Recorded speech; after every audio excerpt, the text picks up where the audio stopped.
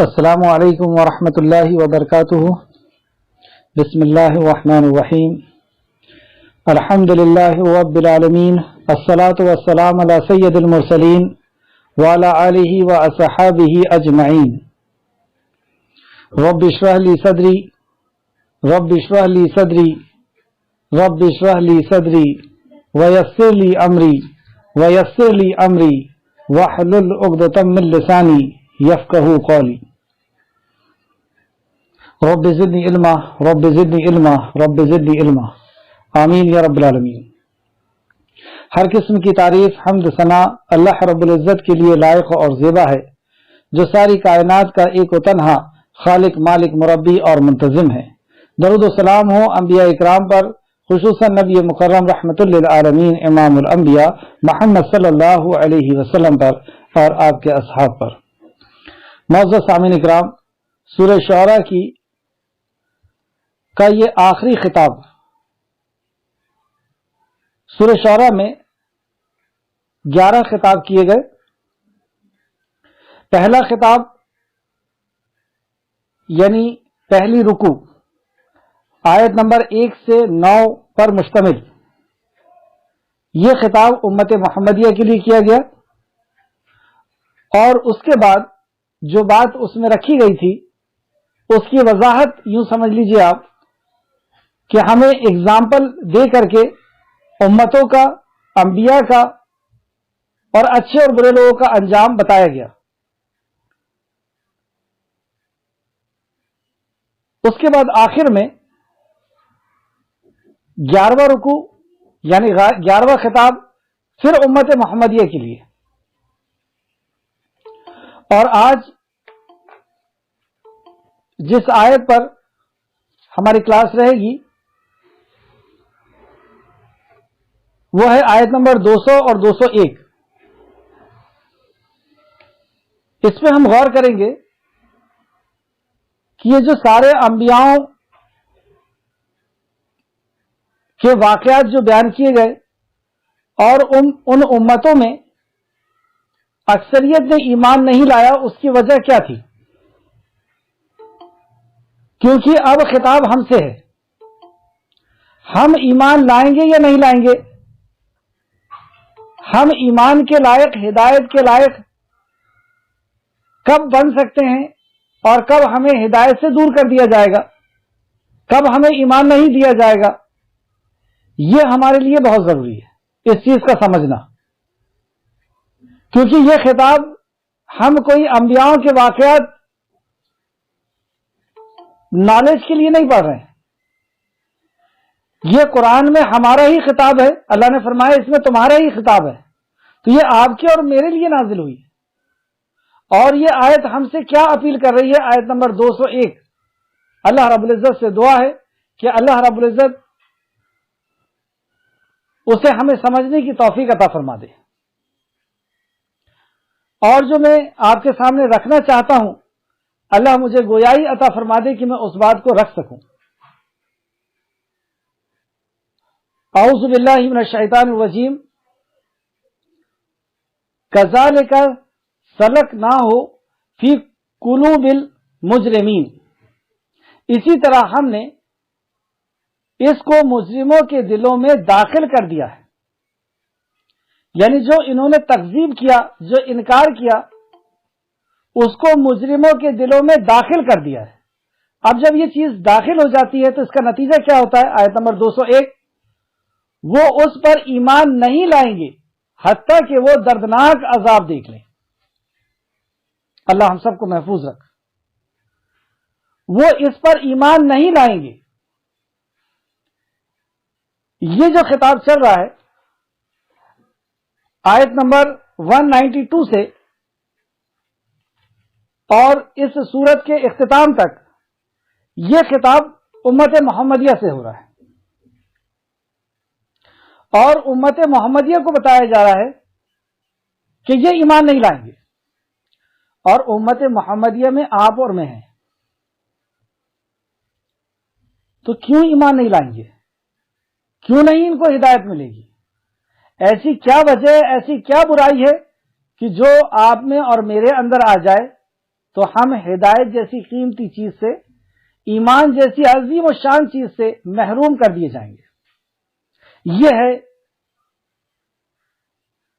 آج کی اس کلاس کا موضوع، اور یہ ہے جو ہمیں سب سے زیادہ جس کی فکر ہونا چاہیے۔ دیکھیں، دنیا میں صرف دو قسم کے لوگ ہیں، ایک ایمان والے اور ایک غیر ایمان والے، اور غیر ایمان والوں میں پھر بہت ساری کیٹیگریز ہیں، اور ایمان والوں میں بھی بہت سارے درجات ہیں، لیکن ہیں یہ دو گروپ۔ اگر ہم ایمان والے نہیں ہیں تو پھر غیر ایمان والوں کی لسٹ میں ہیں۔ تو ایمان والے کون ہوتے ہیں اور کس کو ایمان سے ہٹا دیا جاتا ہے، اس پر مشتمل تھی یہ پوری سورہ۔ اس پر اور بھی بہت سارے موضوع ہیں اس کے اندر، یہ تو قرآن ہے، جتنا آپ غور کریں گے اتنا زیادہ اس کے اندر سے عبرتیں اور نصیحتیں ہم نکالیں گے۔ تو ایسی کون سی وجہ ہے کہ جب ہم ایمان جیسی چیز سے ہمیں ٹھکرا دیا جائے گا؟ اور ایمان کتنا قیمتی ہے یہ ہم سمجھتے ہیں، سورہ بقرہ میں بھی ہم پڑھ چکے ہیں، ولی الذین آمنوا، اللہ ایمان والوں کا دوست ہے۔ اس سے بڑی کیا بات ہو سکتی ہے کہ اللہ ایمان والوں کا دوست ہے؟ اللہ نے فرمایا کہ ایمان والوں کی حفاظت کرنا میرے ذمے ہے، میں نے ذمے کر لیا ہوں اپنے۔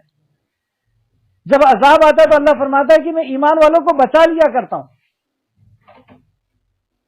اور نبی مکرم نے فرمایا کہ ایک ایمان والا بھی اس روئے زمین پر رہے گا تو اللہ رب العزت پوری دنیا کے نظام کو چلاتا رہے گا۔ ایک ایمان والا اتنا قیمتی، اور ایمان والا نہیں ہے تو غیر ایمان والا، پھر وہ منافق ہو، مشرک ہو، کافر ہو، جو بھی ہو۔ تو ایمان جیسی عظیم و شان نعمت کیوں چھین لی گئی؟ پھر سے آیت پہ آپ غور کریں، آیت نمبر 200۔ اس طرح ہم نے اس تکذیب، اس کو مجرموں کے دلوں میں داخل کر دیا ہے، یعنی اس تکذیب کو جو انہوں نے جھٹلایا ہے اس کو ان کے دلوں میں داخل کر دیا، اور داخل کرنے سے کیا ہوا؟ وہ اس پر ایمان نہیں لائیں گے، یہ توفیق چھین لی گئی، اب وہ ایمان نہیں لائیں گے، حتیٰ کہ دردناک عذاب دیکھ لیں۔ یعنی ایک دن ہے جب وہ ایمان لائیں گے، اور وہ دن کب ہوگا؟ جب وہ عذاب دیکھ لیں گے، یعنی موت کو دیکھ لیں گے، یا کوئی عذاب دیکھ لیں گے، یا قیامت کو دیکھ لیں گے۔ تو اس وقت کا ایمان لانا نہیں ہوتا، مطلب ایمان لانا فائدہ مند نہیں ہوتا۔ تو کیا وجہ ہے اور یہ کیسی تکذیب ہے؟ اس کو اگر ہم غور کریں تو خطاب ہم سے شروع ہوا تھا سورہ شعراء میں، آیت نمبر 1 سے 9 کے بیچ میں ہمارا خطاب جو پہلی رکوع ہے، جس میں اللہ رب العزت نے نبی مکرم صلی اللہ علیہ وسلم سے خطاب کیا حروف مقطعات کے بعد، تلک آیات الکتاب المبین، یہ واضح کتاب کی آیتیں جو اپنے مقصد کو، اپنی بات کو وضاحت کے ساتھ بیان کرتی ہے۔ لعلک باخع نفسک الا یکونوا مؤمنین، اے نبی مکرم شاید اس غم سے کہ وہ لوگ ایمان نہیں لائیں گے آپ خود کو ہلاک کر لیں گے۔ بات وہیں سے شروع ہو رہی ہے کہ یہ ایمان نہیں لائیں گے تو کیا آپ اپنے آپ کو ہلاک کر لیں گے؟ اور آیت نمبر 201 میں اللہ رب العزت نے فرمایا کہ یہ ایمان اس لیے نہیں لائیں گے، توفیق ان سے چھین لی گئی۔ اس دو بیچ میں ان 200 آیتوں کے اندر اللہ رب العزت نے وہ ساری وجوہات بتایا کہ یہ کیوں نہیں ایمان لا رہے۔ اس میں کہیں آپ اور میں تو شامل نہیں ہیں، اس چیز کو ہمیں پکڑنا ہے۔ اللہ نے فرمایا نبی مکرم کی اس غم اور فکر کی وجہ،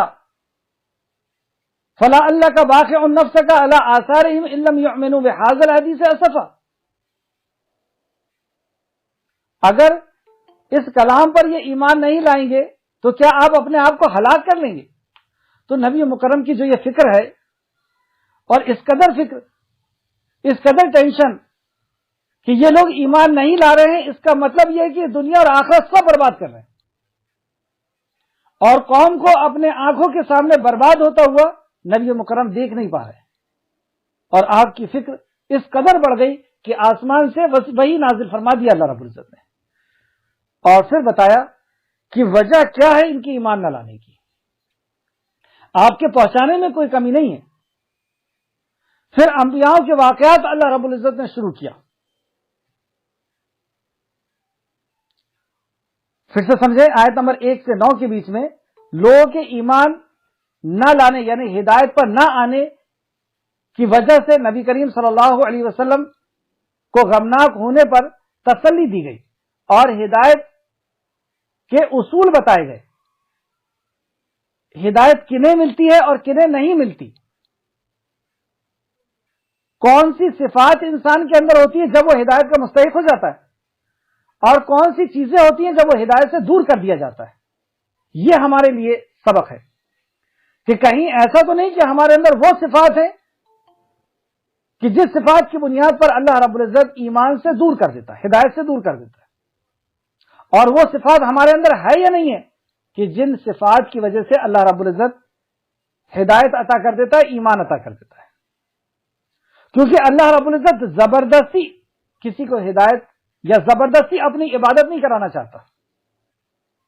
اگر زبردستی عبادت کرانا چاہتا ہوتا تو ہم پہلی رکوع میں پڑھ چکے ہیں یہ ساری باتیں کہ اللہ رب العزت آسمان کا کوئی دروازہ کھول دیتا ہے, آسمان سے کوئی ایسی چیز نازل کر دیتا ہے کہ یہ سب کی گردنیں جھک جاتی. اللہ رب العزت ویسی قادر ہے, ساری دنیا کو اپنی اطاعت میں اس نے لگا دیا ہے, ہمیں اس نے چھوڑ دیا, ہمیں صحیح اور غلط کی تمیز دے کر کے اس نے ہمیں ایگزام کے لیے چھوڑ دیا. بہرحال تو پہلی رکوع آیت نمبر 1 سے 9 یعنی پہلا خطاب امت محمدیہ کے لیے تھا, اور پھر اس کے بعد آپ اس بات کو پہلے نوٹ کر لیں کہ قوم کے نہ ماننے کی وجہ کیا ہے, یا ہماری نہ ماننے کی وجہ یا ہدایت میں نہ آنے کی وجہ کیا ہے. تو سب کچھ جان لینے کے بعد, قوم کے نہ ماننے کی وجہ سب کچھ جان لینے کے بعد تکبر کرنا, غرور کرنا, ضد کرنا, ہٹ دھرمی پر رہنا, یہ چیز جب انسان کے اندر آ جاتی ہے تو اللہ ہدایت سے محروم کر دیتا ہے. اور اب آپ غور کریں کہ جن امتوں کا ذکر کیا اللہ رب العزت نے, انہوں نے حق کو پہچان لیا تھا, حق کو جان لیا تھا, لیکن اس کے بعد تکبر کیا. اللہ رب العزت نے ہدایت سے بھی دور کیا اور عذاب کا مستحق کر دیا. آج کی اس کلاس میں آپ کو بتاؤں گا کہ امت محمدیہ نے حق کو پہچان لیا, لیکن اس کے باوجود اگر اس کا انکار کیا تو مکہ والوں نے کس طریقے سے پہچانا تھا اور انہیں کس طریقے سے تہ و بالا کیا گیا. مدینہ والوں نے جنہوں نے انکار کیا تھا انہیں کس طریقے سے تہ و بالا کیا گیا. اور پھر اس کے بعد مسلسل یہ سلسلہ چلا آ رہا ہے, اور آج آپ اور میں اس خطاب کے مستحق ہیں. اس خطاب کے لیے ہم لوگ آج حاضر ہیں, اور پھر آنے والی قیامت تک لوگ آتے رہیں گے اور وہ اس خطاب کو سنتے رہیں گے. تو دوسری رکوع میں اللہ رب العزت نے خطاب کیا موسیٰ علیہ السلام سے. اب آپ غور کریے کہ کیسے واضح ہو گیا اور انہیں یقین ہو گیا کہ یہ حق ہے, لیکن اس کے بعد کچھ لوگوں نے اقرار کیا اور کچھ لوگوں نے انکار کیا. تو انکار کرنے والوں کے ساتھ کیا ہوا, اور انکار کرنے کی وجہ کیا ہے؟ تکبر, غرور, ضد, ہٹ دھرمی. دیکھیں آپ دوسرے رکوع سے چوتھے رکوع تک یعنی 3 رکوع تک, آیت نمبر 10 سے 68 تک, 68 تک, 10 سے 68 تک موسیٰ علیہ السلام کا واقعہ ہوا, یعنی یہ خطاب ہوا موسیٰ علیہ السلام کے تعلق سے. یہ دوسرا موضوع تھا, یوں سمجھیے آپ. تو اس میں موسیٰ علیہ السلام نے وحدانیت کی دلیل پیش کی, مخلوق کو دکھا کر کے خالق کا یقین دلایا, اللہ رب العزت کی معرفت کرائی, اور اللہ کی طرف سے آپ نبی اور رسول ہیں اس کی صداقت کے لیے معجزے دکھائے. ید بیضا اور عصا آپ نے پیش کیا. کیا فرعون کو یہ یقین نہیں ہو گیا تھا, یا وہ یہ نہیں جان گیا تھا کہ یہ واقعی اللہ کے نبی ہے؟ اور فرعونی جو دوسرے لوگ تھے, کیا انہیں یقین نہیں ہو گیا تھا کہ یہ اللہ کے رسول ہیں؟ اس میں مفصل خطاب ہو چکا ہے تفصیل کے ساتھ. تو نتیجہ یہ کہ وہ جان گیا تھا. اس کے کئی دلائل ہیں, جیسے چھوٹے چھوٹے جب عذاب نازل ہوتے تھے مینڈک کے فلا کے آندھی اور طوفان کے اور پانی کا خون بن جانے کے, تو یہ لوگ دوڑ کر کے موسیٰ علیہ السلام کے پاس آتے تھے اور کہتے تھے کہ آپ اللہ سے معافی مانگ دیجئے کہ اللہ ہمیں معاف کر دے. مطلب انہیں یقین تھا کہ ہم نے نافرمانی کی ہے نبی کی, اس لیے اللہ کا عذاب آیا, اور یہ اللہ ہے اور وہی عذاب دیتا ہے اور وہی روکتا ہے. اس لیے موسیٰ علیہ السلام کے پاس آئے تھے. بتانے کا مقصد یہ کہ ان کے سامنے واضح ہو چکا تھا کہ یہ دین سچا ہے اور موسیٰ اللہ کے نبی ہے. اس کے بعد ایک اور چیز جو بہت غور کی ہے, جو آج ہمارے کلاس کے سے تعلق رکھتی ہے, انہیں عصا دیا گیا یعنی معجزہ دیا گیا, اور معجزے کے اوپر ہی ہماری کلاس ہے آج. اور یہ ان کا دور بھی جادو کا دور تھا اور سارے جادوگر آ کر کے حاضر ہوئے. موسیٰ علیہ السلام نے اپنا معجزہ پیش کیا اللہ رب العزت کے حکم سے, اور وہ سانپ بن گیا اور سارے جادو کو اس نے نگل لیا. جادوگروں کے سامنے واضح ہو گیا کہ یہ جادو نہیں ہے. انہوں نے حق کو پہچان لیا کہ یہ جادو نہیں ہے, کیونکہ وہ جادوگر تھے اور ان کے سامنے جب جادو آئے گا جادوگر کے سامنے تو وہ بہت جلدی پہچان لے گا کہ یہ جادو ہے. حق کو پہچان لیا, فوراً سجدہ ریز ہو گئے. اللہ نے ہدایت دے دیا, اور کیسی ہدایت دیا کہ عقل حیران ہے ہماری آج تک, کہ چند منٹ کی ہدایت اور اپنے آپ کو سولی کے حوالے کر دیا. موت کی آنکھ میں آنکھ ڈال کر کے کہتے ہیں کہ اے فرعون تو ہمارا کیا کر سکتا ہے سوائے اس کے کہ تو ہماری جان لے لے. ہمیں امید ہے کہ ہمارا خالق ہمارے گناہوں کو معاف کر دے گا. اللہ اکبر, یہ ایمان چند منٹ کے اندر, یہ ایمان, یہ ہے حق آ جانے کے بعد اسے قبول کر لینا. یہ حق کیا دوسروں کے سامنے نہیں تھا؟ دوسروں کے سامنے بھی تھا, فرعون کے سامنے بھی تھا, لیکن اس نے تکبر کیا, اس نے غرور کیا, اس نے ضد کیا, ہٹ درمی کیا اور نہیں مانا. نبی اور رسول ماننے سے انکار کر دیا. اللہ نے سمندر میں ڈبو ڈبو کر کے مار ڈالا. اس وقت ایمان لایا اس نے. آیت نمبر 201 میں پھر سے غور کریں. اس وقت اس نے ایمان لایا, کیونکہ کہا نا اللہ نے کہ ابھی نہیں ایمان نہیں ملے گا. کب تک؟ آخر وقت تک. تو موت کو نہ دیکھ لیں, عذاب کو نہ دیکھ لیں, یا قیامت کو نہ دیکھ لیں. اس کے بعد ابراہیم علیہ السلام کا واقعہ آیا. ابراہیم علیہ السلام نے جو دلائل پیش کیا وحدانیت کے, عقل کے دروازوں کو کھول دینے والی بات. اپنے ہاتھ سے توڑ پھوڑ کر کے اور پھر ان سے پوچھتے ہیں کہ پوچھو ان سے کس نے مارا ہے, کس نے توڑا ہے. وہ کہتے ہیں کہ نہیں, یہ سن نہیں سکتے, بول نہیں سکتے, دیکھ نہیں سکتے, یہ اپنی حفاظت بھی نہیں کر سکتے. ابراہیم علیہ السلام نے کہا یہی تو میری دعوت ہے, یہی تو میں تمہیں ان کی حقیقت بتانا چاہتا ہوں. اور پھر اللہ رب العزت کی معرفت پیش کی کہ وہ ڈوبنے والا نہیں ہو سکتا. اللہ کس طریقے سے رب ہے, وہ کیسا خالق ہے, کیسا مالک ہے, کیسا رازق ہے, پیش کیا. سب کو جان لینے کے بعد انکار, اللہ کے رب ہونے کا انکار, اور حکم دیا جلا دو. دوسرا معجزہ اللہ نے پیش کیا کہ جلتی ہوئی آگ سے نکل رہے ہیں. اتنا بڑا معجزہ دیکھنے کے بعد بھی ایمان نہیں ملا. وجہ کیا تھی؟ وہ ہٹ دھرمی, وہ تکبر, حق کو پہچان لینے کے بعد تکبر, غرور, ضد اور اس کو تسلیم نہ کرنا. یہ ایک چادر ہوتی ہے, اس کو آپ یوں سمجھ لیجیے کفر کی یا گناہ کی, کہ اس کے بعد اب ہدایت نہیں مل سکتی. اللہ ہم سب کو محفوظ رکھے. میں وہی نقطے پر آپ کو لانا چاہ رہا ہوں. اس کے بعد آپ دیکھیں سیدنا ابراہیم علیہ السلام, پہلے تو آگ کا معجزہ قوم دیکھ رہی ہے, اور وہیں پہ لوط علیہ السلام ایمان لے کر کے آ رہے ہیں. لوط علیہ السلام نے جب ٹوٹے پھوٹے ہوئے معبودوں کو دیکھا تو انہیں یقین آ گیا کہ یہ نہیں سن سکتے, یہ نہیں دیکھ سکتے, ان کی حقیقت کیا ہے, اور میرا رب یہ نہیں ہو سکتا. میرا رب ڈوبنے والا, میرا رب ایسا لاچار نہیں ہو سکتا. وہ تو حی اور قیوم لا تاخذہ سنۃ ولا نوم ہے. تو انہوں نے ایمان لا لیا. پھر دیکھا انہوں نے کہ ہاجرہ اور اسماعیل کو غیر ذی زرع وادی ختم نہ کر سکی، کیا یہ کم بڑا معجزہ تھا؟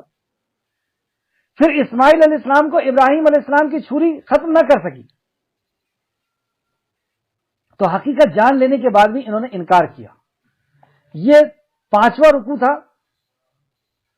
اور یہ تیسرا رکوع، خطاب تیسرا تھا جو ابراہیم علیہ السلام کا خطاب تھا، اور یہ خطاب چلا آیت نمبر 69 سے 104 تک، 69 سے 104 تک۔ اور ابراہیم علیہ السلام کے واقعات کے ذریعے سے بھی اللہ نے بتایا کہ ان کو حق کی معرفت ہو گئی تھی یا رسول اللہ صلی اللہ علیہ وسلم۔ آپ جو اس قدر ٹینشن و فکر و پریشانی کے اندر ہے کہ اپنے آپ کو ہلاک کر لے رہے ہیں، کیوں نہیں دیا اللہ نے ان کو ہدایت؟ اور کیوں تمہاری قوم کو ہدایت نہیں دی جائے گی؟ کیوں ابو جہل اور ابو لہب اور عتبہ ہدایت سے محروم کر دیے جائیں گے؟ اللہ ظلم نہیں کر رہا، نعوذ باللہ۔ وجہ کیا ہے؟ اور کہیں ایسا نہ ہو کہ اسی وجہ کا شکار میں اور آپ ہو جائیں۔ تو ابراہیم علیہ السلام 5واں رکوع آیت نمبر 69 سے 104 تک ابراہیم علیہ السلام کا واقعہ پیش کیا گیا، معجزات پیش کیے گئے، اور اس معجزے کو پہچانا، دیکھا، جانا، اور ابراہیم علیہ السلام کی اس وحدانیت کو انہوں نے سمجھ لیا، یعنی انہیں یقین ہو گیا کہ واقعی یہ اللہ کے نبی ہیں، اور ہم جن کی عبادت کر رہے ہیں یہ نہ سن سکتے ہیں، نہ دیکھ سکتے ہیں، نہ پکڑ سکتے ہیں، نہ بول سکتے ہیں، یہ اپنی حفاظت نہیں کر سکتے، تو تمہاری اور ہماری حفاظت کیا کریں؟ حق کی معرفت ہو جانے کے بعد انکار، تکبر کی وجہ سے، غرور کی وجہ سے، ضد اور ہٹ درمی یا کسی بھی وجہ سے اب ہدایت چھین لیا اللہ نے، اب ہدایت نہیں دے گا۔ چوتھا خطاب، رکوع نمبر 6 آیت نمبر 105 سے 122 تک، 105 سے 222 تک نوح علیہ السلام کا ذکر کیا گیا، اور نوح علیہ السلام نے 950 سال اللہ رب العزت کی معرفت کی دعوت دی، اور انہیں زیادہ دینے کی دعوت ضرورت نہیں تھی، کیونکہ یہ جان رہے تھے کہ شرک ہے، یہ جان رہے تھے کہ ہم اپنے بزرگوں کی عبادت کر رہے ہیں۔ پھر 7واں رکوع آیت نمبر 123 سے 140 تک ہود علیہ السلام کا واقعہ آیا، اور ہود علیہ السلام نے بھی اللہ رب العزت کی وحدانیت توحید کی دعوت دی، اور ان کے اندر جو بھی برائی تھی اس برائی کا بھی انہوں نے احاطہ کیا۔ پھر اس قوم نے بھی پہچانا کہ واقعی ہود اللہ کے نبی ہیں، اور یہ پیغام اللہ کی طرف سے آ رہا ہے، لیکن اس کے بعد بھی اکثریت نے ہٹ دھرمی کی، اکثریت نے انکار کیا، دنیا کو سب کچھ سمجھا، اللہ نے ہدایت سے محروم کر دیا، عذاب کا مستحق کر دیا، اور قیامت تک عذاب میں رہیں گے۔ 8واں رکوع آیت نمبر 141 141 سے 159 تک، 159 تک صالح علیہ السلام کا ذکر کیا گیا۔ صالح علیہ السلام نے اللہ رب العزت کی معرفت پیش کی، اور اپنے حق پر ہونے کی، اپنے نبی ہونے کی، اور پیغام اللہ کا ہونے کی دلیل میں انہوں نے مانگی تو اونٹنی پیش کی گئی۔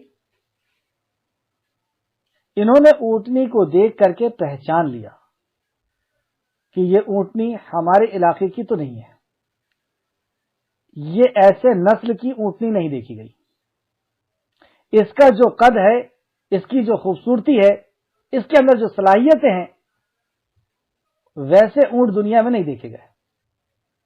پہچان لیا کہ یہ نہ جادو ہے، اور نہ یہ اپنے آپ ہو سکتا ہے، یہ واقعی اللہ کے نبی ہے۔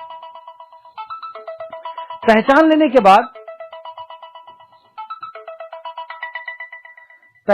کے بعد انہوں نے انکار کیا، اور غرور اور تکبر میں آ کر کے، ضد میں آ کر کے اس اونٹنی کو مار ڈالا، یعنی حق کو جان لینے کے بعد اس کا انکار، یہ کتنا سخت ہوتا ہے یہ بتانا چاہ رہا ہوں میں۔ اللہ نے محروم کر دیا۔ اس کے بعد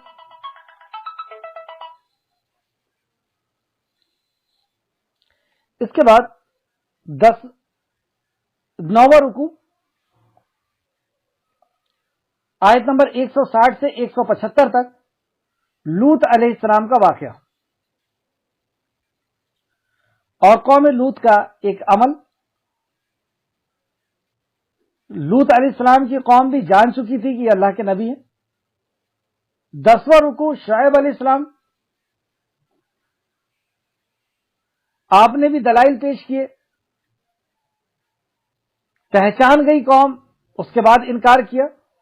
اب 11واں رکوع امت محمدیہ کے لیے، بات بھی ہم سے شروع کی گئی تھی، اور آخر میں اس سورہ کے آخر میں پھر ہم سے خطاب ہونا ہے، آیت نمبر 192 سے 227 تک، یعنی 11واں رکوع امت محمدیہ سے اللہ نے خطاب کیا۔ 192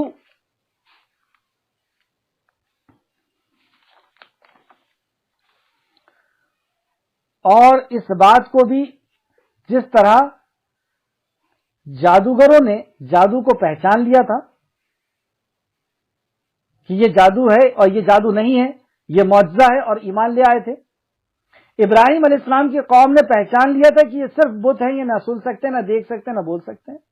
صالح علیہ السلام کی قوم نے پہچان لیا تھا کہ یہ اونٹنی نہیں ہے، یہ اللہ کی طرف سے معجزہ ہے، اونٹنی تو ہے لیکن معجزہ ہے اللہ کی طرف سے۔ اب امت محمدیہ کے لیے ایک معجزہ پیش کیا گیا، کیونکہ امت محمدیہ کا جو دور تھا وہ دور جیسے موسیٰ علیہ السلام کا دور تھا، جادو کا دور، اور جادوگروں نے جادو کو دیکھتے سے پہچان لیا تھا۔ ابراہیم علیہ السلام کی قوم نے ان بتوں کو دیکھ کر کے پہچان لیا تھا کہ یہ رب نہیں ہو سکتا۔ امت محمدیہ کا دور اس وقت کا زبان کا دور تھا، عربی لسان کے ماہر تھے، اور جب یہ معجزہ نازل ہونا شروع ہوا وہ پہچان گئے کہ یہ انسان کا کلام نہیں ہے، اور پہچان لینے کے بعد اب تکبر کیا۔ تکبر کی وجہ ہمارے باپ دادا کا طریقہ، یا ان کے ماننے والے تو غریب اور حقیر لوگ ہیں ان کے حساب سے، یا کوئی اور بھی وجہ ہو۔ اب کلام کو پہچان لینے کے بعد کہ یہ اللہ رب العزت کی طرف سے، اس معجزے کو پہچان لینے کے بعد انکار کیا، اللہ رب العزت نے آیت نمبر 201 میں فرما دیا وہ اس پر ایمان نہیں لائیں گے، مطلب اب انہیں ایمان نہیں دیا جائے گا حتیٰ کہ وہ دردناک عذاب کو دیکھ لیں۔ اب وہ انتظار کریں عذاب کا، اب ہدایت سے وہ محروم۔ تو یہ معجزہ جو مکہ کے اندر پیش کیا جا رہا ہے، اور مکہ کے لوگ اس معجزے کو کیسے پہچان گئے تھے وہ ہم سب جانتے ہیں کہ وہ عربی کے بہت زیادہ ماہر تھے، اور شعر و شاعری کے انداز میں وہ بات کیا کرتے تھے، اور ان کے کلام کے اندر وہ فصاحت اور بلاغت ہوا کرتی تھی، وہ اثر ہوا کرتا تھا کہ وہ ایک دوسرے کے شعر و شاعری یعنی ایک دوسرے کے کلام کو بات کرنے کو، کچھ ایسے بھی ماہر لوگ تھے کہ ان کی اگر بات وہ کر رہے ہیں اور ان کے پاس لکھنے کے لیے کوئی چیز نہیں تو وہ خنجر سے اپنے جسم میں لکھ لیا کرتے تھے کہ ان کا کلام ضائع نہ ہو جائے، ہم بھول نہ جائیں۔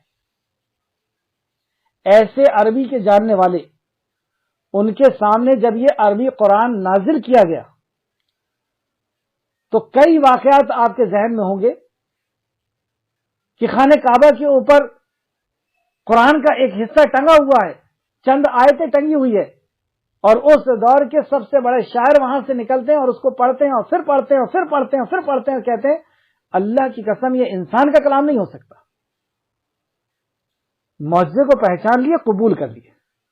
عبداللہ بن سلام نبی مکرم کے سامنے آئے، آپ کی گفتگو کو سنا، قرآن کو سنا، پہچان گئے یہ عام انسان نہیں، یہ اللہ کے نبی ہے اور یہ کلام اللہ کا کلام ہے،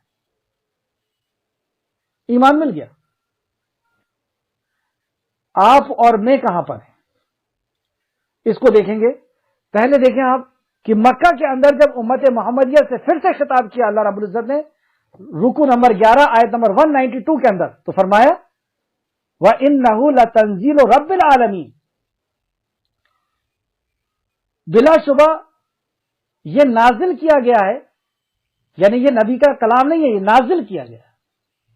اللہ کی طرف سے بولا جا سکتا تھا، نہیں، رب کی طرف سے نازل کیا گیا. اور رب کس کا؟ صرف آپ کا اور میرا نہیں، عالمین کا رب، یعنی ہر مخلوق کے رب کی طرف سے نازل کیا گیا. اللہ اکبر.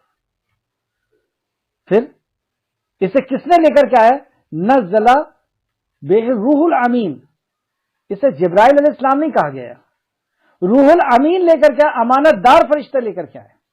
یعنی اس کے اندر کوئی شک کی گنجائش نہیں کہ شیطان نے کوئی چیز اس کے اندر سے ملا دیا ہے یا شیطان نے اس کے اندر سے کوئی چیز نکال لیا ہے. یہ امانت دار فرشتے ہیں، اور فرشتوں میں ان کی طاقت اور ان کی صلاحیت کے بارے میں ہم سب جانتے ہیں، اور ان کا مقام و مرتبہ بھی ہم جانتے ہیں کہ اللہ کے نزدیک کتنا ہے. ایک بار ایک یہودی نے کہہ دیا تھا وہ ہمارا دشمن ہے، اللہ نے فوراً نازل فرما دیا آیتیں کہ جو جبرائیل کا دشمن ہے وہ اللہ کا دشمن ہے. آگے کہاں پر نازل کیا؟ علی قلبک کا، آپ کے دل پر نازل کیا. کیوں نازل کیا؟ لتکونوا من المنذرین، تاکہ آپ ڈرانے والوں میں سے ہو جائیں، تاکہ آپ خبردار کر دیں، آپ بتا دیں تمہاری زندگی میں کامیابی کا مقصد، کامیابی کی وجہ یا کامیابی کے ذرائع کیا ہیں، اور آخرت میں تم کس طریقے سے کامیاب ہونے والے.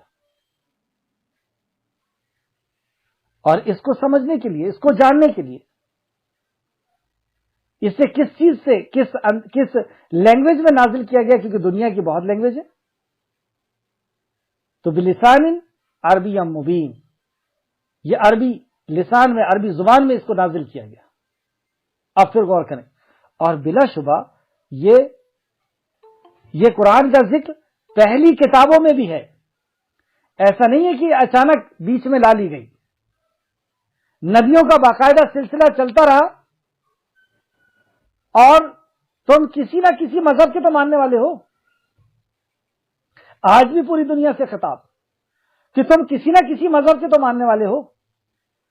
اپنے مذہب کی کتابوں میں دیکھ لو، تمہیں محمد الرسول اللہ صلی اللہ علیہ وسلم اور قرآن مل جائے گا. اللہ اکبر، اس سے بڑا چیلنج اور کیا ہو سکتا ہے؟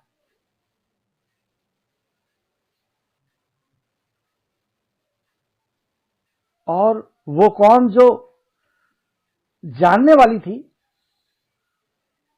مکہ والوں کے سامنے جب یہ خطاب چل رہا ہوگا تو آپ غور کریں کہ ان کو کس طریقے سے بات سمجھ میں آ رہی ہوگی. پھر اس کے بعد کیا ان کے لیے یہ کافی نہیں، یہ نشانی کیا کافی نہیں ہے ان کے لیے کہ بنی اسرائیل کے علماء بھی اسے جانتے ہیں؟ اسے جانتے ہیں سے مراد قرآن کو جانتے ہیں اور نبی کو جانتے ہیں، اور بے شمار ان کے سامنے اگزامپل تھے کہ فلاں عالم یہودی، فلاں نصرانی عالم وہ نبی مکرم کے پاس آئے اور انہوں نے اسلام قبول کرتے چلے گئے.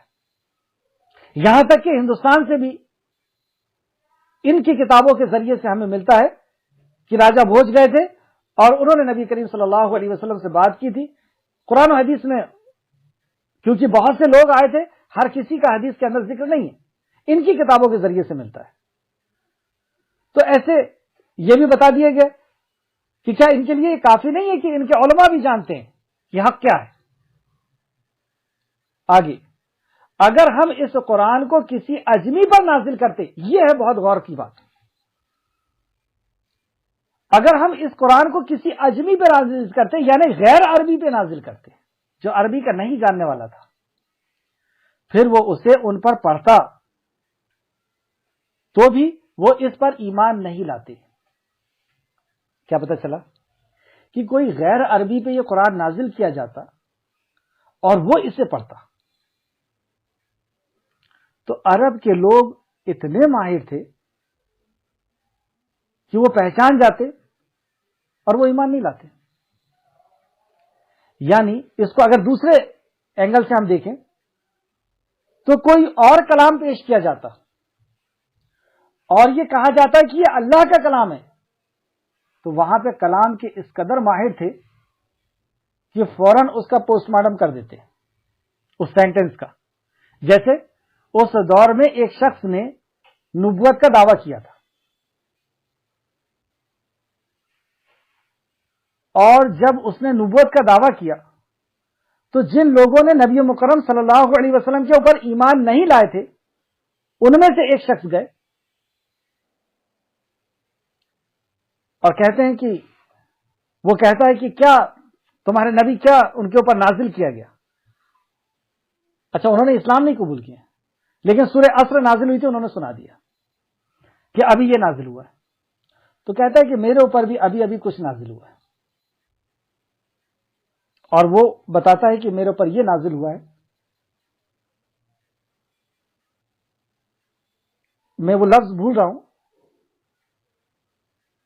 تو اس کو سن کر کے وہ کہتا ہے کہ تو خود جانتا ہے کہ تو جھوٹا ہے، اور اس کلام کو انہوں نے فوراً پکڑ لیا کہ اس کے اندر کوئی گہرائی نہیں، اس کے اندر کوئی اصل نہیں، اس کے اندر کوئی حقیقت نہیں، کہ ایک جانور کا بچہ ہے جو ادھورا ہے اور جس کے سر پر سینگ ہے. بتائیے یہ بات کوئی بات ہے؟ سورہ عصر کے سامنے اس کی کوئی اس کا ٹھکانہ ہے؟ اور اس زبان والوں کے سامنے یہ بات کر رہا ہے، وہ فوراً پکڑ لیا، ایمان والے نہیں ہیں. اور سورہ عصر کو بیان کر رہے ہیں، سنا رہے ہیں کہ یہ کلام، یہ زبردست کلام جس کے اندر اس قدر گہرائی ہے، اس قدر معنی اور مطالب ہیں، اور تو جو کہہ رہا ہے تو خود جانتا ہے جھوٹا ہے، اس کے اندر کوئی حقیقت. تو یہ کلام پیش کیا گیا مکہ والوں کے سامنے اور پہچان لیا انہوں نے. یہاں تک کہا اللہ رب العزت نے نبی کریم صلی اللہ علیہ وسلم کو کہ نبی مکرم یہ آپ کو اپنے بیٹے سے بھی زیادہ اچھے سے جانتے ہیں کہ آپ اللہ کے نبی، باپ سے اچھے جانتے ہیں. یہ نہیں کہا، کیونکہ باپ، بیٹا جو ہے وہ باپ کو نہیں جان سکتا پوری طرح، لیکن باپ بیٹے کو پوری طرح جانتا ہے، اس کی ایک ایک نقل و حرکت کو، ایک ایک سانس، ہر چیز کو سمجھ لیتا ہے. تو اتنا اس آیت کے اوپر آپ کی نظر ہونا چاہیے جہاں سے اس سورہ کی شروعات ہوئی ہے کہ کیا آپ اپنے آپ کو ہلاک کر لیں گے اگر یہ ایمان نہیں لائیں گے؟ تو نہیں، یہ ایمان نہیں لا رہے ہیں، اس میں آپ کا کوئی غلطی اور کوئی دوش اور کوئی کمزوری نہیں. آپ نے پیغام پہنچا دیا، یہ حق کو پہچان لیے، یہ آپ کو بھی پہچان لیے، اور آپ کی زبان مبارک سے جو کلام نکل رہا ہے اسے بھی پہچان لیے کہ یہ خالق کائنات کا کلام ہے، یہ انسان کا کلام ہے. آپ یہ تکبر کر رہے ہیں، غرور کر رہے ہیں، ضد کر رہے ہیں، ہٹ دھرمی کر رہے ہیں. کس چیز سے؟ اور اسی وجہ سے ان کو ہدایت نہیں دی جائے گی. آپ اور میں، اب ہمارے لیے خطاب. مکہ والوں نے ہٹ دھرمی کی، ہدایت نہیں دی گئی. جنگ بدر میں، جنگ احد میں ان کی پور پور الگ کر دیا اللہ رب العزت نے فرشتوں کے ذریعے سے، اور اس کنویں کے اندر ڈلوا کر کے اور نبی مکرم سے خطاب کروا دیا، کیا تم اپنے انجام کو نہیں پہنچ گئے؟ یہ تو ان کی بات تھی، وہ گزر گئے. اب آپ اور میں اس خطاب کے سامنے ہیں. تو اللہ نے بتایا، اور کیا میں اور آپ نہیں پہچان گئے کہ یہ قرآن اللہ رب العزت کی طرف سے نازل ہوا ہے اور محمد صلی اللہ علیہ وسلم اللہ کے نبی ہیں؟ اور اس کے بعد ہم اگر تکبر کریں، اور تکبر کیا ہوتا ہے اس کو سمجھتے ہیں ہم. آیت نمبر 200 پھر سے دیکھیں. اسی طرح ہم نے اس کو، ان مجرموں کو دلوں میں داخل کر دیا، یعنی یہ تکبر کی وجہ سے تکبر کو ان کے دلوں میں داخل کر دیا ہے. وہ اس پر ایمان نہیں لائیں گے حتیٰ کہ وہ دردناک عذاب کو دیکھ لیں. اب انہیں ہدایت کی توفیق نہیں ملے گی، اب انہیں ایمان کی توفیق نہیں ملے گی. تو سر ایمان نہیں لائیں گے، ایمان کا لفظ ہے یہاں پہ، لا یؤمنون بی حتی، یہاں تک کہ تو انہوں نے ایمان نہیں لایا تھا. کیسے نہیں لایا تھا؟ اور ایمان لانے والے کیسے تھے؟ جنہوں نے ایمان نہیں لایا تھا انہوں نے انکار کیا نبی کریم صلی اللہ علیہ وسلم کی تعلیمات سے، آپ سے کلام سننے سے، آپ کے بیانات سننے سے انکار کیا. اس کے بعد عمل سے بھی انکار کیا. اور کچھ لوگوں نے سنا، دوسرا گروپ تھا جنہوں نے سنا. مکہ کے اندر پھر سے جائیں آپ، تو انکار کرنے والے کون تھے؟ تکبر کرنے والے، غرور کرنے والے، ضد اور ہٹ دھرمی کرنے والے کون تھے؟ دو قسم کے لوگ تھے. ایک وہ تھے جنہوں نے کہا کہ یہ بات کو نہیں سننا ہے، یہ جادو ہے، کان میں روئی ڈال کر کے ان کے پاس جانا، وہاں سے جب طواف کرو تو ان کے بازو سے نکلتے وقت کان میں روئی ڈال دینا. سننا نہیں، سمجھنا نہیں. کیا چیز؟ قرآن کو سننا نہیں، سمجھنا نہیں، اس پہ تدبر مت کر لینا، غور و فکر مت کر لینا. یہ ایک گروپ تھا. آپ یہ سوچیں گے کہ ہاں ہم اس میں تو شامل نہیں. تو دوسرا بھی ایک گروپ تھا جو مدینہ کے اندر پیدا ہوا، وہ بہت سنتا تھا، اور ان کا سردار سننے کے بعد پھر کھڑا ہوتا تھا، پیچھے والوں کو سناتا تھا یہ کہا ہے رسول اللہ نے. عبداللہ ابن ابی خوب سنتا تھا اور ساتھی بھی سنتے تھے. لیکن اس کے بعد تکبر کیا اطاعت سے.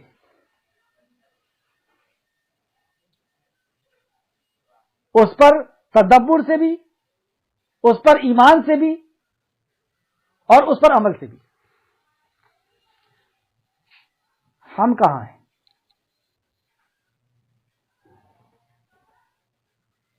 ہم میں امت محمدیہ کا اگر جائزہ لیں تو اکثریت تو سننے کو تیار نہیں. پوری دنیا کا علم حاصل کرنے کے لیے وقت ہے، نبی مکرم کی تعلیمات کو حاصل کرنے کے لیے وقت نہیں، نہ قرآن کو نہ حدیث کو. اور جنہوں نے سن لیا، سمجھ لیا، اللہ مجھے محفوظ رکھے، آپ سب کو محفوظ رکھے. ہم عمل کرنے کے لیے کتنا تیار ہیں؟ اور عمل نہیں کر رہے تو پھر منافقوں میں اور ہم میں کیا فرق ہے؟ ان کا بھی قول تھا سمعنا و اطعنا، لیکن قول فعل سے الگ، کہنا کچھ کرنا کچھ. ہم بھی کہہ رہے ہیں کہ ہم کتاب و سنت والے ہیں. کیا ہماری زندگی کے اندر صبح اور شام اور جوانی سے بڑھاپا کیا اسی طریقے سے ہو رہا ہے؟ تو ہم تکبر کر رہے ہیں، غرور میں ہیں، ہم ضد میں ہیں، ہٹ دھرمی میں ہیں کہ ہم اپنی مرضی کی جئیں گے، ہم اپنے باپ دادا کی جئیں گے، ہم اپنے معاشرے کی جئیں گے. اس کی وجہ سے اللہ رب العزت نے محروم کر دیا ہدایت سے. ہدایت یافتہ لوگ کیسے تھے؟ صحابہ کی زندگی کو اٹھا کے دیکھیے آپ. یہ ہے ہدایت یافتہ. کسی بھی صحابہ کی زندگی کو جب آپ پڑھیں گے تو عقل حیران ہو جاتی ہے کہ واقعی یہ ہے ہدایت، کہ اللہ کے حکم اور اللہ کے نبی کے حکم کے ایک حکم کے سامنے سب کچھ قربان. دنیا ادھر کی ادھر ہو جائے، اللہ کا فرمان، نبی کا فرمان نہیں چھوٹ سکتا. آگے آئے، ہم اپنا محاسبہ کریں اور آگے چلتے ہیں. آیت نمبر 102. پس وہ ان پر اچانک آ پڑے گا جبکہ انہیں خبر بھی نہ ہوگی. اب یہ عذاب کا انتظار کریں. انہیں ایمان حاصل نہیں ہوگا کیونکہ حق کو پہچان لینے کے بعد، جان لینے کے بعد کچھ لوگوں نے تو قبول کر لیا، جو جادوگر تھے، یا لوط علیہ السلام کے سامنے، ابراہیم علیہ السلام کے سامنے لوط علیہ السلام، شعیب علیہ السلام نے جب وہ معجزہ پیش کیا، اور نبی کریم صلی اللہ علیہ وسلم کے سامنے صحابہ اکرام اور مطیع و فرمانبردار ہو گئے. اور کچھ تھے جنہوں نے تکبر کر دیا، نہ سنیں گے، نہ سمجھیں گے، نہ عمل کریں گے. تو اللہ رب العزت نے انہیں محروم کر دیا اور کہا کہ اب انہیں ایمان نہیں آئے گا. اور کب تک ایمان نہیں آئے گا؟ جب تک یہ عذاب نہ دیکھ لیں. اور عذاب کتنا قریب ہے؟ آیت نمبر 202 میں اللہ فرماتا ہے پس وہ ان پر اچانک آ پڑے گا جبکہ انہیں خبر تک نہ ہوگی. یہ ہے وہ عذاب جو ہمارے پاس اچانک آنے والا ہے، جو موت کی شکل میں آئے گا، یا کسی مرض کی شکل میں آئے گا، کسی عذاب کی شکل میں آئے گا، آندھی اور طوفان یا بارش یا بیماری یا کسی بھی شکل میں آ سکتا ہے، یا قیامت ہی قائم ہو جائے گی. یہ تین طریقے سے آئے گا اچانک. آیت نمبر 203. پھر وہ کہیں گے کیا ہمیں مہلت مل سکتی ہے؟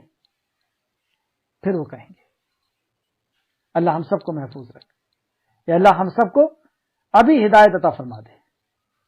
یا اللہ ہم حق کو پہچان گئے, حق کی ہمیں معرفت ہو گئی.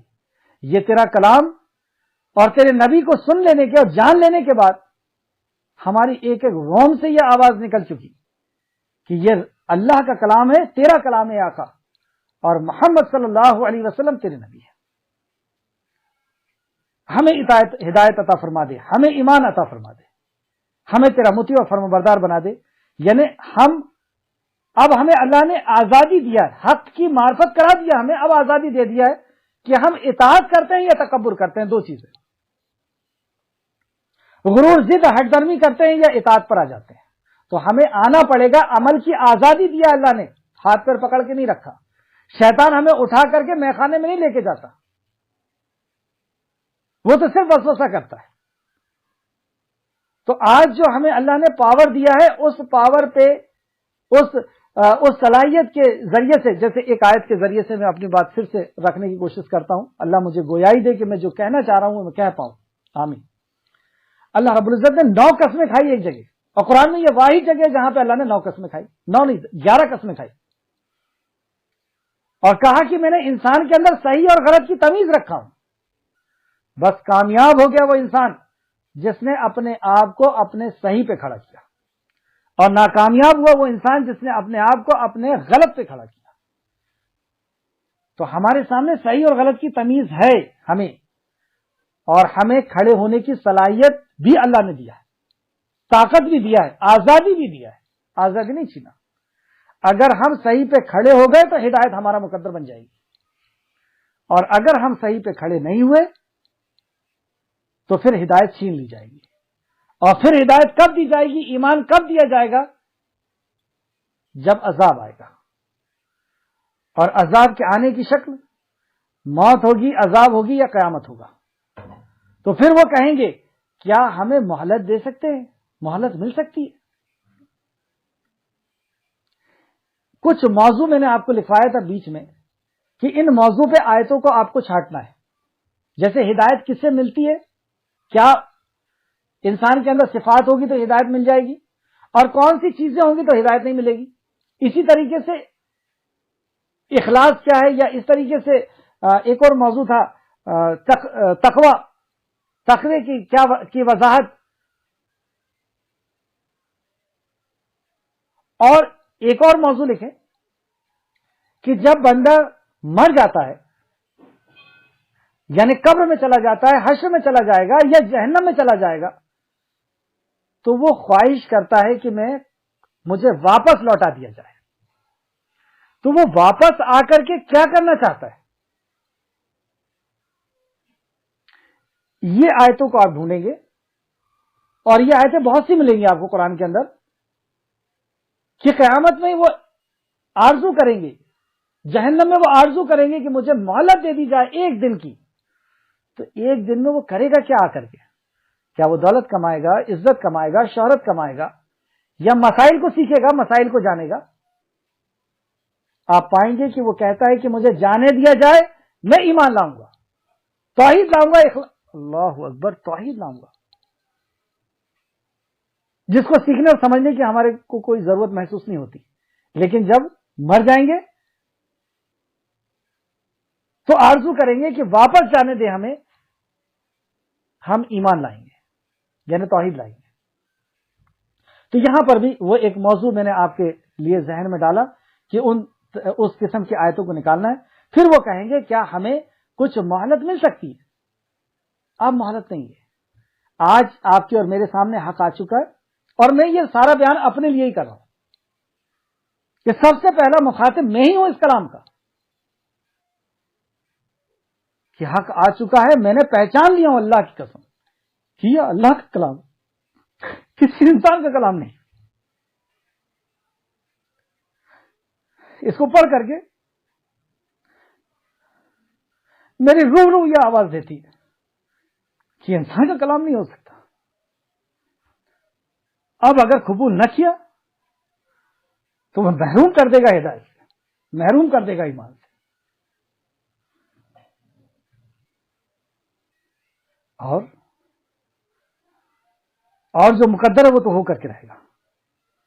موت تو آ کر کے رہے گی اور اس کے بعد یہ آرزو کوئی کام نہیں آئے گی. آج میرے پاس آپ کے پاس یہ مہلت ہے، وقت ہے کہ ہم اسے سمجھ لیں اور اس پر ایمان لے آئیں، اس پر یقین کر لیں، اس کے اوپر جم جائیں، تو اللہ رب العزت ہدایت کے راستے عام کر دے گا. تو کیا وہ لوگ ہمارے عذاب کے لیے جلدی مچا رہے ہیں؟ ہمارے عذاب کو وہ جلدی چاہتے ہیں. آیت نمبر 204. بھلا آپ دیکھیں تو اگر ہم انہیں کئی برس فائدہ دے دیں، مطلب کئی برس کے لیے ان کو زندگی دے دیں، جیسے ہم میں سے سب کوئی اکثر و بیشتر یہ چاہتا ہے کہ وہ مرے نہ. مرنے کے لیے کوئی تیار ہے؟ کوئی تیار نہیں. بہت زندگی مل جائے، کوئی تیار نہیں. اکثر و بیشتر الا ماشاء اللہ، ہر کسی کی بات نہیں کر رہا. پھر وہ عذاب ان پر اچانک آ جائے جس سے انہیں ڈرایا اور دھمکایا جا رہا ہے، تو جب وہ اسے سامنے پائیں گے، پیش کیے جائیں گے، تو وہ مزے اڑا رہے ہیں تو ان کے کچھ کام نہیں آئے گا. مطلب وہ سامان عیش و آرام جو انہیں دنیا میں دیا گیا ہے، جس سے وہ مزے اڑا رہے ہیں، تو وہ ان کے کچھ کام نہیں آئے گا. نہیں سمجھا آیت؟ پھر سے دیکھیں آیت نمبر 205. بھلا آپ دیکھیں تو اگر ہم انہیں کئی برس کے فائدے دے دیں، یعنی وہ کئی سال مرے نہ، 100 سال کی زندگی اللہ ہمیں دے دے، 200 سال کی دے دے، 500 سال کی، 1000 سال کی دے دے. ویسے تو ہم اتنی عمر کی آرزو کر نہیں سکتے. جب انسان 70 سال 80 سال کا ہوتا ہے نا، تو وہ خود اپنے آپ کو بوجھ سمجھتا ہے کہ کوئی اس سے مشورہ لینے کو تیار نہیں، کوئی اس سے بات کرنے کو تیار نہیں، اس کی آنکھ دیکھنے کو تیار نہیں، اس کا پیٹ ہضم کرنے کو تیار نہیں، اس کا پیر چلنے کو تیار نہیں، اس کی زبان بولنے کو تیار نہیں. وہ اپنے آپ کو بوجھ سمجھنے لگتا ہے. لیکن آرزو تو ہے بہت جینے کی. تو اللہ اگر 1000 سال کی بھی زندگی دے دے تو کیا ہوگا؟ پھر وہ عذاب ان پر اچانک آ جائے جس سے انہیں ڈرایا جا رہا تھا. لیکن اس کے بعد بھی تو مرنا ہوگا. 1000 سال کے بعد بھی تو مرو گے. کیا بچ سکتے ہو؟ یہ ہمیشہ کی زندگی ہے. تو یہ عیش و آرام کی جو زندگی تمہیں دی گئی ہے، یہ جس میں تم مزے اڑا رہے ہو، وہ ان کے کچھ کام نہیں آئے گی. سب چھوڑنا ہوگا. یہ اے سی کے روم، یہ مضبوط اور جتنی بھی عیش و آرام کی چیزیں ہیں، سب کچھ چھوڑنا ہوگا. اس تعلق سے چند آیتیں بھر لکھ لیں آپ. سورہ نازیات، سورہ نمبر 79 آیت نمبر 46. جب وہ اس کو دیکھیں گے تو ایسا خیال کریں گے گویا دنیا میں صرف ایک شام یا ایک صبح رہے. مطلب یہ دنیا تو چھوڑ کے جانا ہوگا، اور جب ہم چلے جائیں گے تو یہ جس دنیا کے لیے، جس زندگی کے لیے جو 50-60 سال کے لیے ہم جی رہے مر رہے ہیں اور اس کے لیے اللہ کی نافرمانی کر رہے ہیں، اس زندگی کے بارے میں کیا کہنے والے ہیں؟ اس حشر میں جانے کے بعد، مر جانے کے بعد یہ کہنے والے ہیں کہ ہم ایک شام یا ایک صبح رہے. تو کیا یہ عقل مندی ہے کہ اس 50-60 سال 70 سال کی زندگی کو ہم سب کچھ سمجھ لیں کہ آخرت کے سامنے یہ ایک صبح اور ایک شام کے سوا کچھ بھی نہیں؟ دوسری آیت دیکھیں، سورہ بقرہ آیت نمبر 96. ان میں سے ہر ایک یہی خواہش کرتا ہے کہ کاش اسے 1000 برس کی عمر دے دی جائے، عمر اسے مل بھی جائے تو اس عذاب سے تو انہیں چھٹکارا نہیں. یہ یہودی اور نصرانیوں کی خواہش رہتی ہے. یہودیوں کے لیے خاص کر یہ آیت کہی گئی تھی کہ وہ چاہتے ہیں کہ انہیں 1000 سال کی زندگی دے دی جائے. اگر دے بھی دی جائے تو کیا وہ قیامت سے بچ جائیں گے؟ کیا وہ موت سے بچ جائیں گے؟ کیا وہ حشر سے بچ جائیں گے؟ سورہ لیل، سورہ نمبر 92 آیت نمبر 11. اور جب وہ، اس کو بھی آپ دیکھیں، ایک اور حدیث جس دنیا کو ہم سب کچھ سمجھ رہے ہیں، اس دنیا کی حقیقت کے تعلق سے امام مسلم نے یہ حدیث کو لے کر کے آئے کہ قیامت کے دن اہل جنت میں سے اس شخص کو لایا جائے گا جو دنیا میں سب سے زیادہ خوشحال تھا. قیامت کے دن اہل جہنم میں سے، مطلب جہنم والوں میں سے ایک شخص کو لایا جائے گا جو دنیا میں بہت عیش و آرام سے رہا. اور عیش و آرام سے کیسے رہا؟ سب سے زیادہ عیش و آرام سے رہا. یہ حدیث کے الفاظ. اب اس دنیا میں جو سب سے زیادہ عیش و آرام میں رہا ہے، وہ جہنم میں جانے والے جو لوگ ہیں ان میں سے اس کو لایا گیا. وہ جہنم میں گیا نہیں، اس میں سے اس کو لایا جائے گا جو دنیا میں جس نے سب سے زیادہ عیش و آرام میں رہا ہے. اب آپ سوچ سکتے ہیں کون سا شخص ہوگا جو دنیا میں سب سے زیادہ عیش و آرام میں رہا ہوگا، جس کو کبھی جو ہے نا جس کے سر میں درد نہیں ہوا ہوگا، جس کو کبھی کسی چیز کی کوئی دقت کوئی پریشانی نہیں ہوئی ہوگی. پھر اس سے پوچھا جائے گا اور پھر اس کو جہنم کے اوپر ایک گوتا لگایا جائے گا اور پھر اس سے پوچھا جائے گا کہ تو دنیا میں کیسا رہا.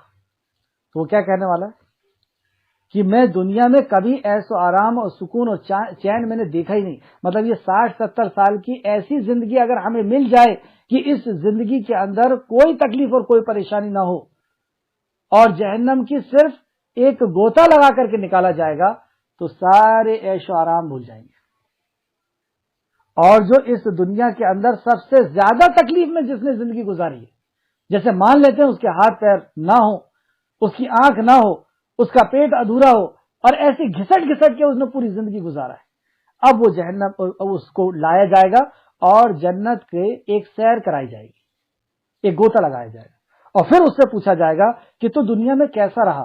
وہ سارے دکھ بھول جائے گا اس جنت کو پا کر کے. اس حقیر دنیا اس آخرت کے مقابلے میں اس کے لیے ہم اللہ رب العزت کو نافرمانی کر رہے ہیں. یہ مسلم شریف کی حدیث ہے، پوری حدیث آپ حدیث سے پڑھ لیجئے گا، حدیث نمبر 2807. اس کا صرف میں نے مفہوم آپ کے سامنے پیش کیا. تو یہ دنیا کی زندگی اتنی حقیر ہے اور حق پہچان لینے کے بعد اگر ہم حق کی نافرمانی کریں، روگردانی کریں اس کو سیکھنے سے، اس کو سمجھنے سے، اس پہ تدبر سے، اس پہ عمل سے، تو یہی تکبر ہوگا، یہی غرور ہوگا، یہی ضد اور ہٹ دھرمی ہوگی اور انہی لوگوں کا انجام ہم پورے سورہ شعراء میں اور پورے قرآن میں پڑھ رہے ہیں. آگے آیت نمبر 207. تو 208. اور ہم نے جس بستی کو بھی ہلاک کیا. اب ہمیں ہلاک کیا جائے گا یا نہیں کیا جائے گا، کیا اصول ہے بستی کو ہلاک کرنے کا اللہ کے پاس، اس کو بھی سمجھ لیں. ہم یہ تو سمجھ رہے ہیں کہ نبی کے زمانے میں مکہ اور مدینہ کے جو لوگ تھے صلی اللہ علیہ وسلم، انہوں نے انکار کیا تو ان کے اوپر عذاب آیا. تو ہمارے اوپر عذاب آئے گا یا نہیں آئے گا، کیا اصول ہیں اللہ رب العزت کے. موسیٰ علیہ السلام کی قوم کے اوپر عذاب آ گیا اور جو ہے ابراہیم علیہ السلام کی قوم کے اوپر آ گیا، نوح علیہ السلام کی، ہود علیہ السلام کی، صالح کی، لوط علیہ السلام کی اور شعیب علیہ السلام کی قوم کے اوپر عذاب آ گیا، محمد صلی اللہ علیہ وسلم کی اس دور میں عذاب آ گیا. آپ کے اور میرے اوپر عذاب آئے گا نہیں اور آنے کی کیا اصول ہیں اللہ کے پاس. آیت نمبر 208. اور ہم نے جس بستی کو بھی ہلاک کیا تھا پہلے اس کے لیے ڈرانے والے بھیج دیے تھے، یاد دہانی کے لیے، اور ہم ظالم نہیں ہیں. یعنی عذاب جب آتا ہے تو عذاب کیسے آتا ہے کہ قوم کی قوم کو پھاڑ دیا جاتا ہے، دھسا دیا جاتا ہے زمین کے اندر، یا پانی میں بہا دیا جاتا ہے، یا ابھی ایک چھوٹا سا عذاب آیا تھا کہ لاشوں کی بھیڑ لگ گئی تھی. تو یہ دیکھ کر کے ایسا لگتا ہے کہ ایسا تو نہیں لگتا نا کہ اللہ رب العزت ان کے اوپر ظلم کر رہا ہے. تو اللہ فرماتا میں ظلم نہیں کرتا، پہلے اللہ ڈرانے والا بھیجتا ہے. تو آپ کے اور میرے اوپر نبی کریم صلی اللہ علیہ وسلم ڈرانے والے آ چکے. ہم خود پڑھ لیا، ہم نے قرآن کو سمجھ لیا، جان لیا، حدیث کو پڑھ لیا، نبی مکرم کی سیرت کو پڑھ لیا اور جان لیا. اور اس اصول کے تعلق سے سورہ بنی اسرائیل سورہ نمبر 17 آیت نمبر 15 کے اندر بھی ہم دیکھ سکتے ہیں، اور آپ اس کو دیکھ لیجئے گا، میں اور تھوڑا سا پڑھ دوں. اور جب تک ہم پیغمبر نہ بھیج لیں ہم کبھی عذاب دینے والے نہیں. مطلب پیغمبر پہلے آتے ہیں، پیغام آتا ہے اور اس کے بعد عذاب آتا ہے. یعنی تمہیں حق کی معرفت ہوگی اس کے بعد عذاب آئے گا. اللہ اکبر. سورہ قصص سورہ نمبر 28 آیت نمبر 59.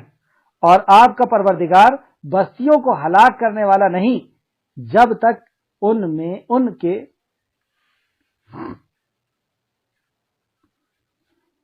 ان کے مرغزی پیغمبر نہ بھیج دیں لیں جو انہیں ہماری آیتیں پڑھ پڑھ کر سنائیں. اور ہم کبھی بستیوں کو ہلاک کرنے والے نہیں مگر اس حال میں کہ وہاں کے باشندے ظالم ہوں. دو بات اس آیت میں بتائی گئی کہ ہم اس بستی میں عذاب نہیں بھیجتے جس میں پیغمبر نہ بھیج دیں، نبی نہ بھیج دیں. تو اس امت کے اوپر نبی محمد صلی اللہ علیہ وسلم آ چکے، ان کا پیغام آ چکا۔ اور دوسرا کہ اس بستی کے لوگ ظالم نہ ہوں۔ کیا ظلم کیا؟ کہ پیغمبر کی بات کو سننا نہیں، سمجھنا نہیں، غور و فکر نہیں کرنا، اور ایمان نہ لانا، عمل نہ کرنا۔ ہم دیکھ لیں ہم کہاں پر ہیں، سن بھی رہے، سمجھ بھی رہے، کیا ایمان لا رہے، کیا عمل کر رہے؟ اور اگر عمل کر رہے ہیں تو بچے ہوئے، اور عمل نہیں کر رہے تو ہم انتظار کریں موت کا، عذاب کا، یا موت کا یا قیامت کا۔ بچ نہیں سکتی۔ 200 سال کی، 1000 سال کی بھی زندگی اگر دے دے اللہ تو مرنا ہے، جانا ہوگا اس کے سامنے۔ اور جس نے پہلی بار پیدا کیا وہ پیدا کر کے بھولا نہیں، بغیر ماڈل، بغیر سیمپل کے اس نے ہمیں پہلی بار پیدا کیا، وہ دوبارہ ہمیں پیدا کرے گا اور اس کی مخلوق پہ کیے ہوئے ظلم کا حساب لے گا۔ اس کی مخلوق جو ہمارے سامنے ہماری ماں کی شکل میں ہے، ہماری بیوی کی شکل میں ہے، ہمارے باپ کی شکل میں ہے، ہمارے بیٹوں بچوں کی شکل میں، ہمارے پڑوسی کی شکل میں، ہمارے معاشرے کی شکل میں، ہمارے جسم کی شکل میں کیوں نہ ہو، جس مخلوق کے اوپر ہم نے ظلم کیا ہے وہ مالک یوم الدین ہے، وہ انصاف کا مالک ہے، وہ ناانصافی نہیں کرتا، وہ انصاف کے لیے ہمیں پھر سے پیدا کرے گا اور انصاف دلائے گا ہر کسی کو۔ ہم بچ نہیں سکتے اس کی گرفت سے، اور کون بچ سکا ہے؟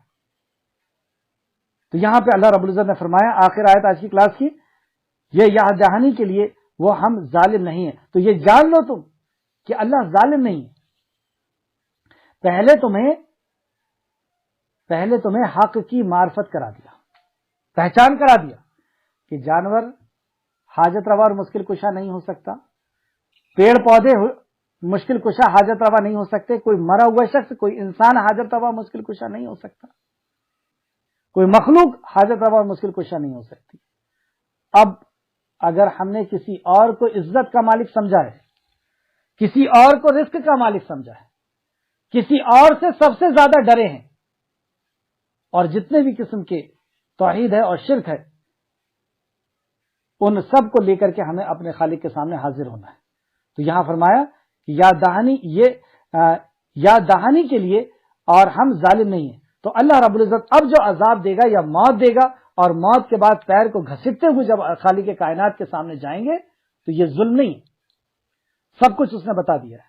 آیت نمبر آج کی آخر 2-3 آیتیں اور دیکھ لیں۔ اور شیاطین اس قرآن کو لے کر نازل نہیں ہوا، یعنی شیطان کے لائق نہیں ہے کہ وہ اس قرآن تک پہنچ سکے۔